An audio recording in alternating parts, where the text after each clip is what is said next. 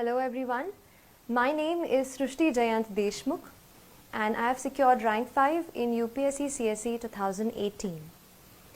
Here I am to share with you my journey, my experience of civil service preparation and what has helped me to achieve what I have done today. So a little bit about myself.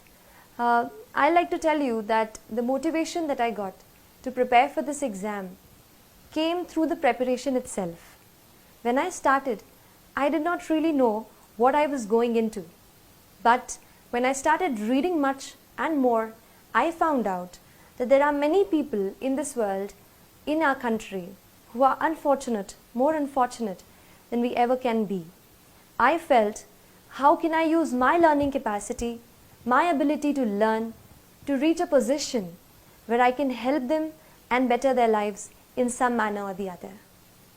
तो यही motivation रहा throughout my preparation and it pushed me through the entire process. And I'll tell you that this exam not only help you change other people's lives, but ये आपको भी एक बेहतर इंसान बनने में मदद करती है. That is the beauty of UPSC CSE examination.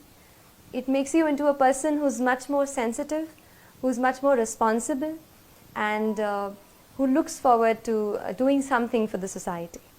So coming to the exam, I'd like to start by first telling you about the organization of notes. Now I feel that the syllabus which we have got, the UPSC syllabus, is our guiding light. It will tell you at every step कि आपको क्या important है और क्या नहीं है. इसलिए एक UPSC syllabus की कॉपी मैंने अपने स्टडी टेबल पर हमेशा रखी. उसके साथ ऑर्गेनाइजेशन ऑफ नोट्स एक दूसरा पॉइंट है जिस पे आपको सबसे ज़्यादा काम करने की ज़रूरत है, क्योंकि मैंने भी यही किया. अपने नोट्स को मैंने अपने सिलेबस को अलग अलग टॉपिक्स में हम डिवाइड जैसे कर लेते हैं वैसे डिवाइड किया और हर टॉपिक को मैंने एक अलग फोल्डर बनाया. तो उससे रिलेटेड जो भी मुझे एडिटोरियल कहीं न्यूज़पेपर में या कहीं इंटरनेट पे ऑनलाइन मैंने उसके बारे में पढ़ा, तो वो सारा मटेरियल मैंने उस एक फोल्डर में डाल दिया. उससे ये हुआ कि जब मैंने रिवीजन करने की कोशिश की तो I found everything at one place. तो एक ये चीज़ है कि अपने नोट्स को आप अच्छे से ऑर्गेनाइज करें. ये काम आपको स्पेशली ज़्यादा ऑप्शनल में आएगा, क्योंकि ऑप्शनल में भी जैसे मेरा ऑप्शनल सोशियोलॉजी था तो उसमें ये सब्जेक्ट मेरे लिए नया था, लेकिन उसके सिलेबस के साथ मैं उसको हमेशा सिलेबस को साथ रखा मैंने और प्रीवियस ईयर के पेपर्स को मैंने देखती रही. मैं ऑप्शनल के पेपर में थोड़ा ऐसा है कि थीम्स जो हैं कई बार रिपीट होती हैं टॉपिक्स के, तो उन थीम्स पे आप हमेशा फोकस करते रहिए और कुछ थीम्स के आप अलग से नोट्स बनाइए खुद. मैंने कोशिश की कि मैं खुद अपने नोट्स रेफरेंस बुक से बनाऊं, क्योंकि जब मैं खुद उसको लिख लेती थी तो जो अंडरस्टैंडिंग है वो मेरी बेटर हो जाती थी. तो खुद के नोट्स पे मैंने खुद नोट्स बनाने की ज़्यादा कोशिश की. नेक्स्ट चीज़ जो मैं आपसे शेयर करना चाहूँगी और मुझे लगता है कि ये चीज़ बहुत इम्पॉर्टेंट है यूपीएससी के लिए, वो है आंसर राइटिंग. जनरल स्टडीज़ और ऑप्शनल के जो टोटल हमारे रिटन के मार्क्स हैं वही मार्क्स हैं जो हमें कहते हैं ना आखिर आपको रैंक अच्छी दिलाएंगे. तो आप जैसे मैंने ये किया कि आंसर राइटिंग पे शुरू में बहुत डर लगता था कि आंसर अच्छे से नहीं लिख पा रही हूँ, और क्योंकि इंजीनियरिंग बैकग्राउंड से हूँ तो बस पॉइंट्स में छोटा छोटा लिखने की आदत है. लेकिन जैसे सोशियोलॉजी ऑप्शनल है, आपको डिटेल में सब बताना पड़ता है, और जनरल स्टडीज़ हैं, कुछ डेफिनेशंस रहती हैं, तो मुझे भी शुरू में काफ़ी डर लगता था आंसर्स लिखने से. लेकिन इस डर पे थोड़ा सा मैंने काबू करने की कोशिश की और हर रोज़ एटलीस्ट 1 से 2 आंसर मैंने रोज़ लिखने की कोशिश की. भले ही मैं आंसर अच्छा नहीं लिख पाती थी, शुरू में बहुत दिक्कतें आई, लेकिन बार बार जब आप आंसर्स लिखते हैं और क्वेश्चंस अच्छे स्टैंडर्ड के क्वेश्चंस लेते हैं, जैसे यूपीएससी के ही आप प्रीवियस ईयर के क्वेश्चंस ले लीजिए, उन क्वेश्चंस से मुझे ये समझ में आया कि असली एग्ज़ाम का स्टैंडर्ड क्या है. तो ये चीज़ मैंने की, 1-2 मैं रोज़ लिखती थी. और उसके बाद फिर मैंने कुछ टेस्ट सीरीज़ ज्वाइन की जिसमें मैं हर संडे को कोई एक टॉपिक रहता था जिसको मैं पूरे वीक में पढ़ती थी और वही टॉपिक्स के मैं आंसर्स लिखती थी. So that answer writing practice I think इतनी बिल्ड हो जाती है कि बाद में जब एग्ज़ाम में कोई सवाल जैसे आपको नहीं भी आ रहा हो तो भी आप उस सवाल से कुछ की टर्म्स को ढूंढ करके आप कुछ ना कुछ उसमें लिख सकते हैं जो कि उस आंसर के लिए रेलेवेंट हो।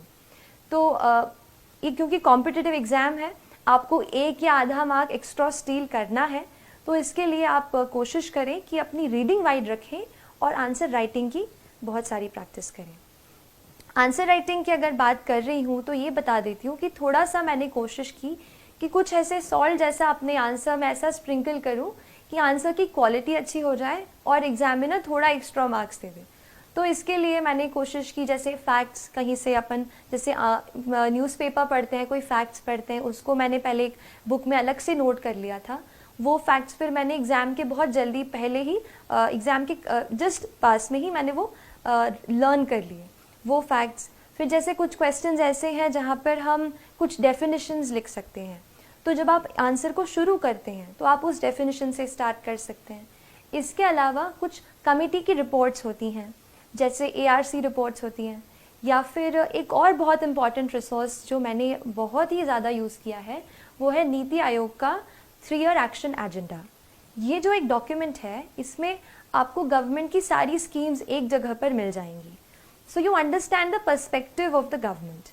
और वो मैंने पूरा डॉक्यूमेंट, उसमें काफ़ी टाइम लगा पढ़ने को, बट जब मैंने एक बार पढ़ लिया था तो काफ़ी कुछ मैं उसका अपने आंसर्स में कोट कर पाई। तो जो भी गवर्नमेंट के डॉक्यूमेंट्स हों, जैसे इकोनॉमिक सर्वे आता है, बजट आता है, ये आप बिल्कुल अच्छे से पढ़ें। मैंने भी पढ़ा और इसको फिर मैंने कोशिश की कि आंसर में लिखूं। इसके अलावा मैंने आंसर्स में कुछ इंटरनेशनल इंडेक्सेस हम पढ़ते हैं, जैसे एनवायरमेंटल प्रोटेक्शन इंडेक्स है, वर्ल्ड इकोनॉमिक फोरम की बहुत सारे इंडेक्स हैं जो अभी न्यूज़ में रहती हैं। तो उस इंडेक्स में इंडिया की जो भी रैंकिंग रही है, आप उसको भी अपने आंसर्स में जहाँ रेलेवेंट हो वहाँ कोट कर सकते हैं। और एक और लास्ट चीज़, आंसर्स में आप थोड़ा सा कहीं फ्लो चार्ट या कहीं इंडिया का मैप, ऐसे भी आप घर से प्रैक्टिस, पहले से जब आप आंसर राइटिंग करते हो आप उसमें प्रैक्टिस करो। मैंने एक शीट में जो भी मुझसे लगा कि ये यूज़ हो पाएगा, मैंने एक जगह पे सारी ड्राइंग्स ऐसे फ्लो चार्ट्स इकट्ठा कर लिए थे और वही फिर मैं रिवाइज करके आंसर हॉल में, जो भी राइटिंग हॉल था, वहाँ गई। तो उससे मुझे लगता है कि आंसर्स मैं अच्छे लिख पाई और तय वक्त में, यानी जो हमें 3 आवर्स का टाइम मिलता है, उसमें मैंने कोशिश की कि मैं सारे आंसर्स जो है वो कंप्लीट करके आऊँ। ये जो कॉपीज़ हैं ये आप iscore.in पर देख सकते हैं। इसके अलावा करंट अफेयर्स बेस्ड स्टडी, इस पे भी मैं थोड़ी सी बात करना चाहूँगी आपसे। मैंने ये किया कि क्योंकि ज़्यादा ह्यूमैनिटीज़ का बैकग्राउंड नहीं था, तो जो भी करंट अफेयर्स में मैं पढ़ती थी, जैसे कई बार कोई इम्पॉर्टेंट न्यूज़ जो है, जैसे इलेक्शन है, प्रेसिडेंशियल इलेक्शंस हैं, तो उस पर बहुत सारे आर्टिकल्स आप देखोगे कि न्यूज़पेपर में आते हैं।